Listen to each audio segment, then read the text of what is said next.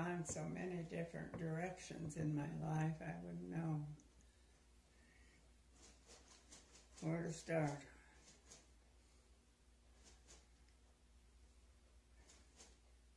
Start from the first thing you remember.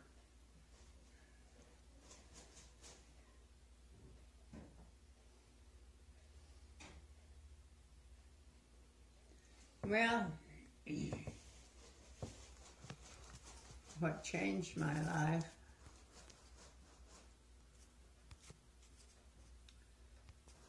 was when I was a sophomore in high school.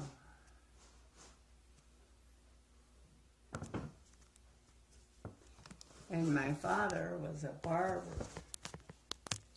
And we lived in Castle Rock. And my dad had an offer to go to Bennett, Colorado, and be a barber. And it was a building. You got to remember that Bennett was probably only had, lucky if it had 200 people in it. But there was a main building on the main street. And in this building was the barber shop. And there was a pool table in there. And there was in the corner was a card table where the people from the town and the farm and everything, they'd come in and sit back there and play cards, shoot pool. And then there was a big counter in there that had, he stocked it with candy bars and little snacks to eat. And we lived in the back, and over the top of this is where we lived. We lived right there. And I was up above there most of the time because that's where we lived. It had a living room and bedroom and everything. Well, I don't know where that would be.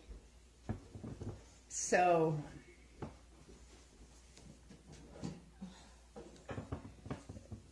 I was waiting. There was a big cowboy came in my dad's place there. And I was standing there, and he came up to the counter, and he wanted to buy a candy bar. So I went over and sold him the candy bar. Well, he took a shine to me. So he was just being overly nice, and he made me think I was somebody. Well, he started coming in, and finally he decided he really liked me. So I say he was a con artist. He told my mother, he asked her if she'd like to raise some chickens, that he had just rented a farm. And he had this big house. And if she would come out there and live in that house, he would buy her chickens, 500 chickens. And she could raise chickens, and they would split the money and all that. So my mother believed him and thought that was a good way to make a little money. So she moved me and my sister and brother that were younger than me, moved us out to this new farm that he had just rented. Well, I had to go to school in Bennett because I was in high school then. So every morning he would get up and take me to school, and pick me up and bring me back home. Well, did that for a long time, and he got pretty sweet on me, and he had wanted to start dating me, and well, I think my mother didn't have a dream that I would. I don't know why she couldn't see what he was doing, but she didn't, I don't think. Anyway, one day, he took me to school, and instead of taking me to school, he said, "Let's go get married." And can you believe it? I just sat there like a dummy, and we drove to Inglewood, and at that time they had what they called Justice of the Peace. They did. And you could just, it was kind of like a county building or something, but anyway, you could go in there. And the Justice of the Peace could do different things, but they could perform a marriage. And so we went in there, just the two of us, and went before that Justice of the Peace, and he married us. And that's how I got married. How old were you? 15. But he conned my mother into going out there and bought her chickens. She was gonna raise chickens, and they were gonna, make money. And so I never got over, as I look back, how much I must have hurt my mother. That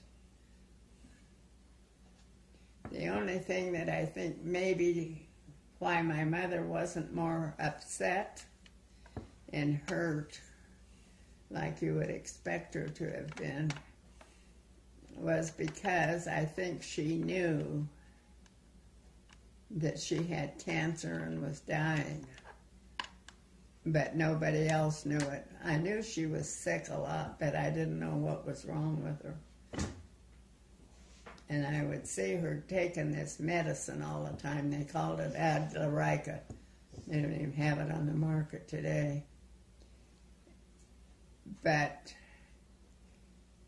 I think she knew she was dying. And I think she thought it might help if I was maybe married. I don't know. I have no way of knowing. But anyway, of course, she moved back in. She left there. Not long after that, my mom and dad and brother and sister, they moved to Colorado Springs.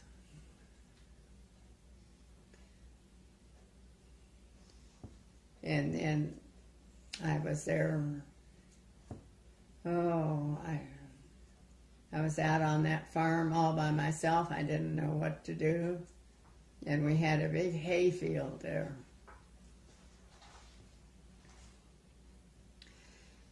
And your grandpa, he had 11 men putting up that hay that summer. And I had to cook for those 11 men. And I didn't know how to boil water. I didn't know how to cook. And I had 11 men to cook for. So Grandma, his mom, he had a sister that was the same age as me. He'd send Edith over to help me cook for those men. And I remember seeing her. Back then you had breakfast, dinner, and supper. You didn't have like breakfast, lunch, and dinner like you do think of it today. And I can remember Grandma, and when she cooked for her hired men, she always fried potatoes and meat. Lots of times made gravy for breakfast. And then as soon as she'd clean that all up right after the hired men and everybody ate. And then she'd always make a pie. She'd always have a pie for lunch. So I thought that's what you had to do. So when she sent Edith over there to help me, she knew a little more about cooking than I did, but I didn't know how to make a pie or anything. So we would get that stuff out and make the pie. I can remember sometimes we'd throw that dough back and forth across the kitchen, catch it and roll it out. Nobody knew what they were eating in those days. But that's how I learned to cook. And I can remember when his mother, Grandma, when she found out we were married, the first thing she said was, "Well, what did you want her for? She can't even bake bread." Well, that always stuck in me. And then one of the first things I learned to do was bake bread. And she always used a yeast. It was called foam yeast. Well, when I went to the store, I bought some more modern yeast, and I got so I could make good bread. I made better bread than she did. That's how I learned to bake bread. And back then, you just bake bread every day or every other day.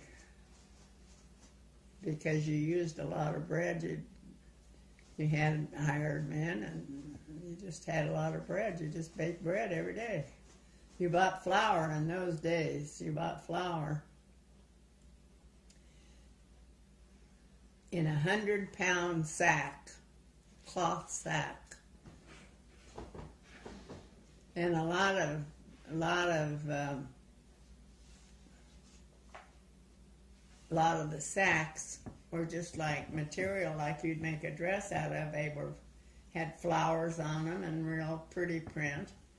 And so you'd save those flour sacks and wash them, and that's after I